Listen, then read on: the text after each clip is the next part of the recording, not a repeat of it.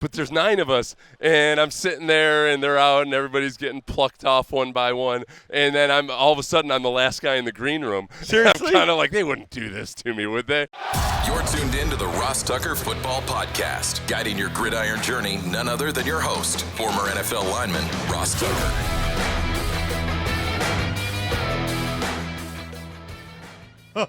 Oh, yeah, it is. But it's not just any Ross Tucker Football Podcast. It is a Monster Monday presented, of course, by DraftKings. The crown is yours. A lot of interesting information to get to momentarily. But first, how about my guy, Seth Payne? Not a lot of guys like us that played in the Ivy League and then played in the NFL. And Seth had a much longer career than me. It's Big Show time. The Big Show. Yeah, this happens a lot in sports media where two former NFL Ivy Leaguers get together. No, it happens almost never. Never, not in person either. I always talk to you on the phone. All right, let's do this real quick. How many former NFL players from the Ivy League are in the media that you can name? In the media? Yeah. There's what's his name? Jim Rome's old producer there. He's done pretty well for himself. Kyle Brandt. Yeah. But not an NFL player. Oh, that's right. He didn't even get a sniff? No. Oh. No, definitely not. He's so good looking, though. I thought he would get like the Cliff Kingsbury effect or something. No, he does have that going for him. He actually, so we're roommates, dude. Yeah. Okay? And picture like senior year spring. We're both like normal guys, normal college kids, right? By August or September, I guess, or even like May or June, right? I'm on an NFL team. Yeah. And he got picked for Real World Chicago. Yeah. So our other roommates are like, what the heck? Mm-hmm. Like literally 2 weeks earlier, we're all just hanging out in the dorm room. Yeah. And because Princeton, you have to live on campus all 4 years. And then 2 weeks later, like, we're both in like, famous is not the right word, but we're both doing unique things. You're in the public sphere. Yes. And that was back when Real World was a big deal. Huge. People still watched. They didn't show Every music on episode. MTV, but people watched it, though. Every episode. Yeah. Every episode. Okay. So I got me. I got you. Yeah. Ryan Fitzpatrick. Oh, yeah. Is there anybody else? I don't even – Ryan Fitzpatrick's kind of just crossed the threshold into – he's Ryan Fitzpatrick. Yeah, but he's in the media. Okay, I know, because the problem is that you're basically slumming it when you do sports media. And I feel like that's why you're so popular, is because you're an everyman. And you're able to rise above your lofty circumstances into being more of an everyman. Because most, like 95% of Ivy League graduates are scum, okay? They're like insufferable people that are touting their resume and everything. They won't shut up about it. And you got to rise above all that. And not many can. All right, so you played in Jacksonville for Tom Coughlin, and then you played in Houston. 2 AFC South teams. Mm-hmm. Not exactly the blue bloods of the NFL. No. So I guess I want to start – I want to do a deep dive on both of those franchises, experiences. So what's the difference between Jacksonville and Houston as cities? Okay, as cities, I did feel like I loved my time in Jacksonville. Had a great time, and it was perfect for me because it's a small city and it's low key. If you misbehave, people are gonna know about it. And I don't know if I was mature enough yet to have been thrust into a Dallas. But then, so I loved my time there. And then when I got to Houston, even though it was the first year of the franchise, it was my wife and I both were kind of like, oh, this is a big city. Like, this is a real city. And it was just different, and it wasn't – I think in terms of the fan bases and everything else like that, they're very similar. It's just the cities themselves are very different.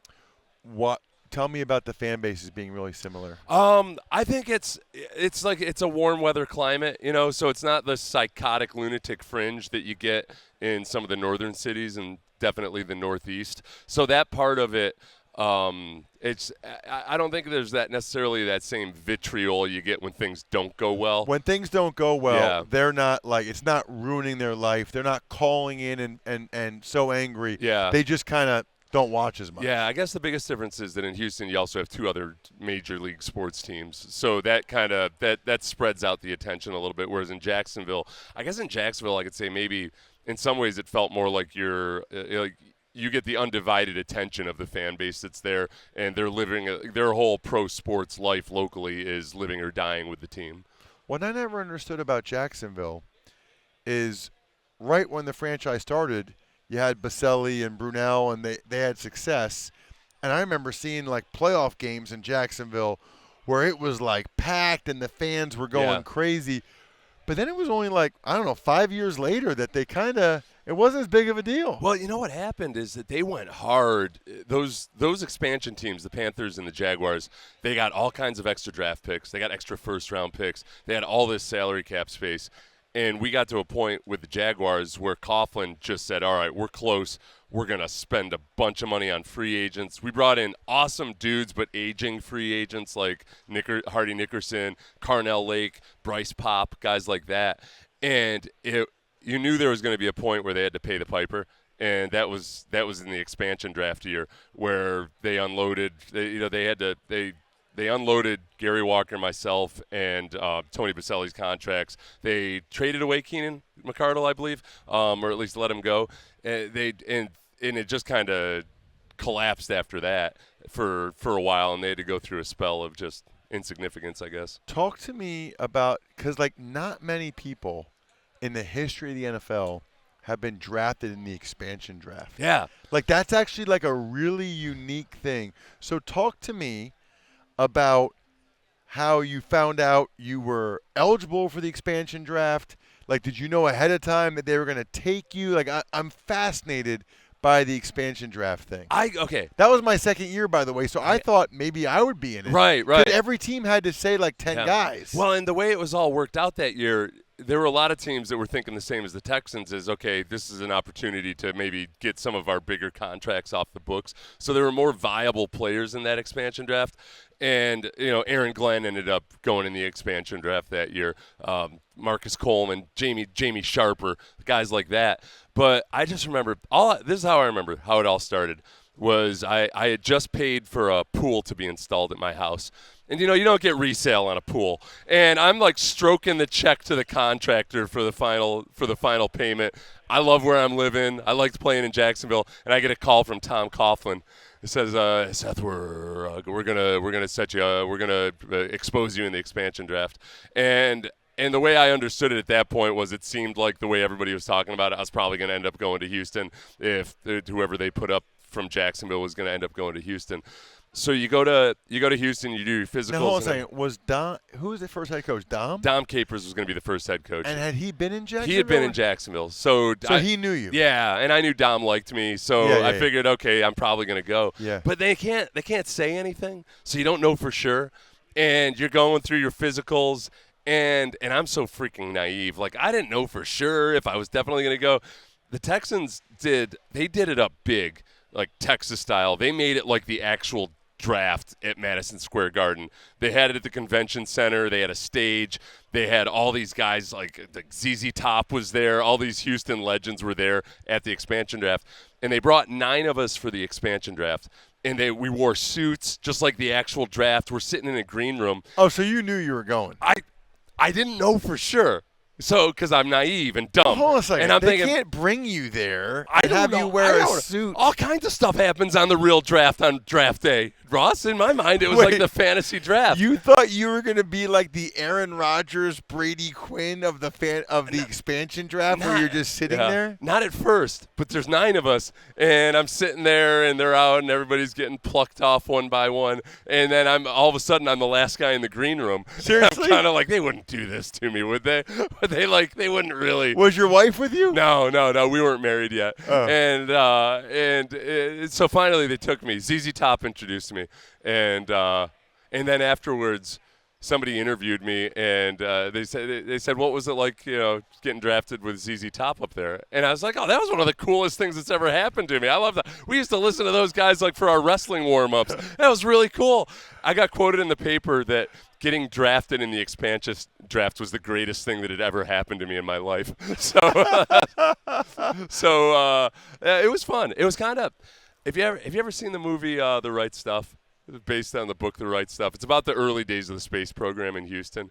And there's a scene there where the astronauts kind of are at this huge reception at the Astrodome, and it's like it's crazy, it's surreal how big everything is in Texas. And it felt like that to me because it was the freaking expansion draft, but it was done up like the actual draft. So I got to have it would be like going to a fantasy camp, except that it was my fantasy camp for the actual NFL draft. Are there any like funny stories about being on a team that's starting a franchise for the first time the first year, like they forgot toilet paper or whatever it might be? The weirdest thing was that we started off with the new stadium wasn't built yet, but we had our practice facility.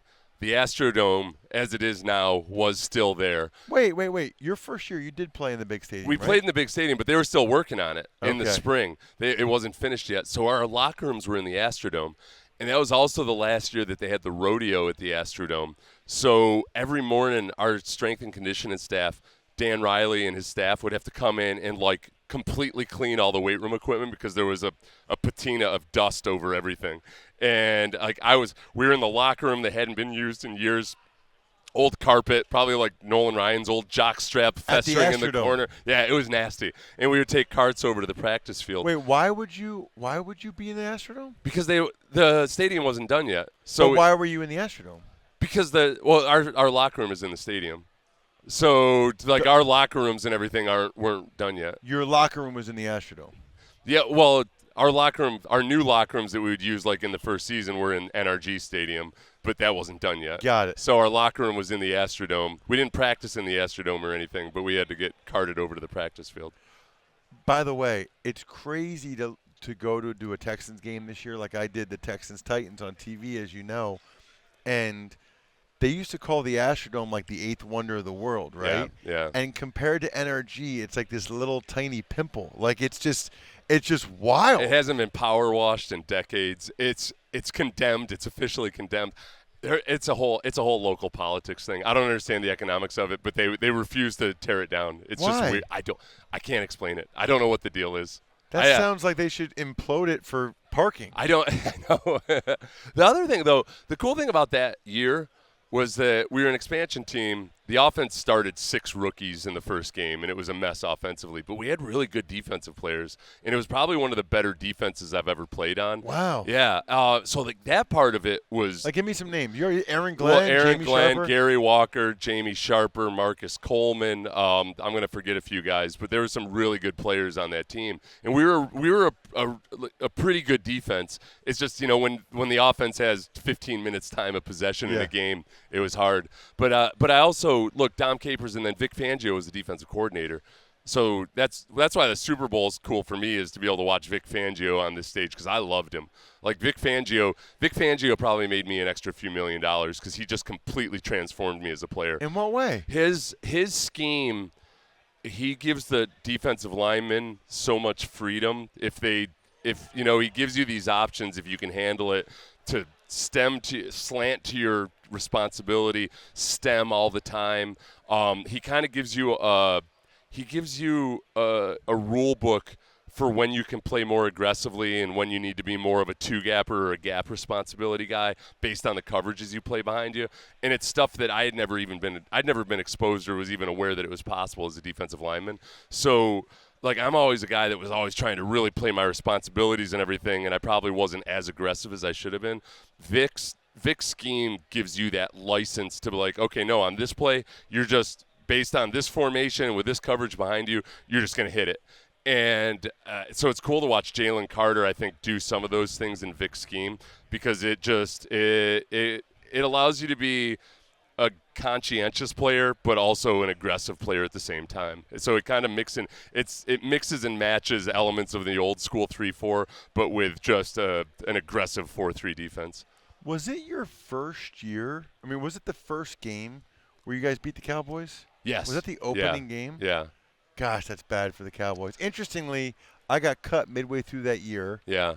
And got signed by the Cowboys. Started the last 7 games. So I remember Washington, we had the opener, we won against the Cardinals, and then that night we were all somewhere watching Texans-Cowboys together. Yeah. And then it's just weird that later on that season I was, playing for the Cowboys. They needed you. They needed offensive linemen who weren't fat. And like midway through that game, we were watching them because we had scrimmaged against them during camp, and they were on Hard Knocks that year. And Dave Campo, after the scrimmage, was gushing about like how the offense was incredible. They were a rolling ball of butcher knives. And meanwhile, like we hadn't played any of our starters in the scrimmage, and so we're watching that on Hard Knocks. And we're like, these. Excuse my language.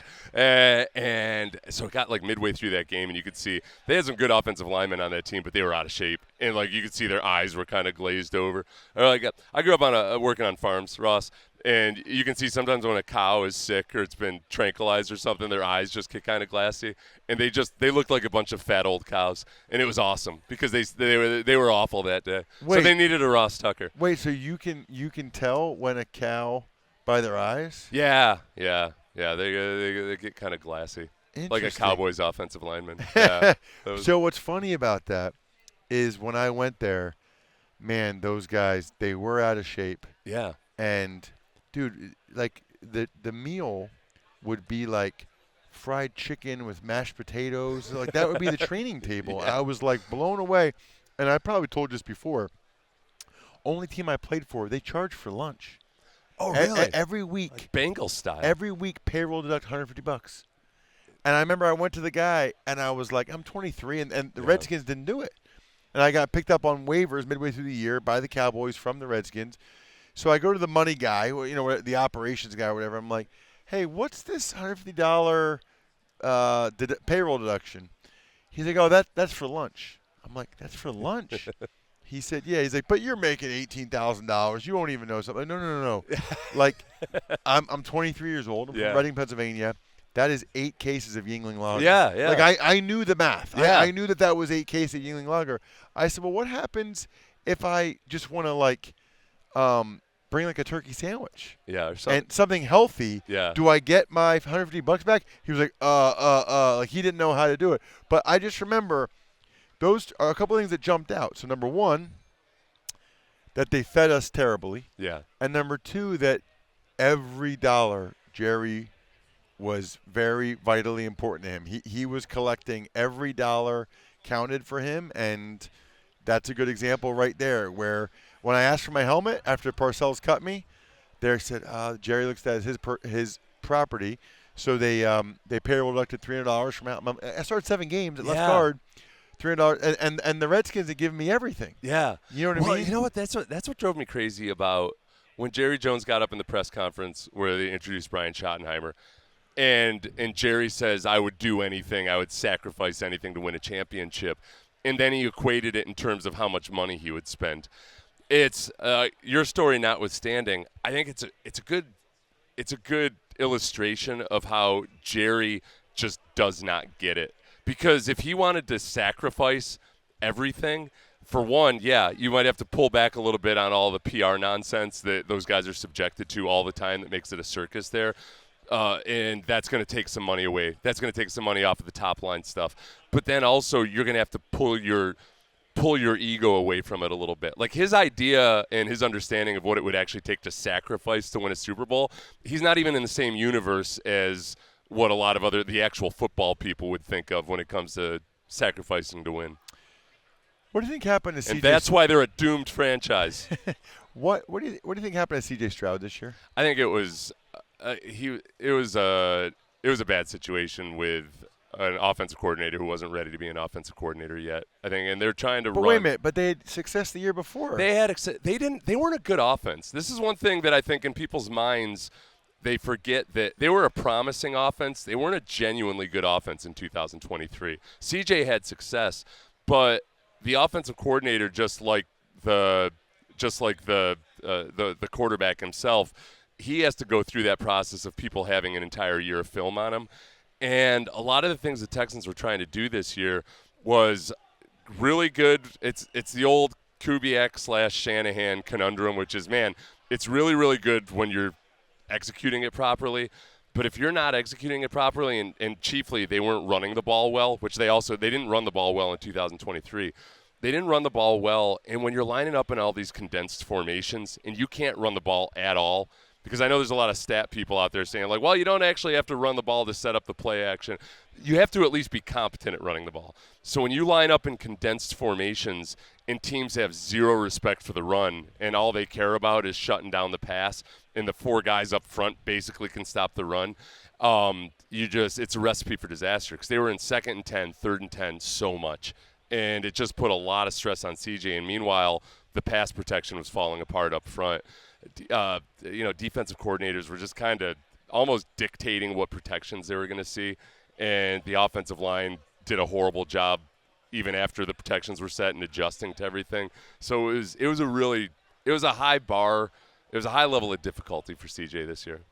I was not surprised they moved on from the offensive line coach. I thought there was a bunch of examples of guys running free. Yeah.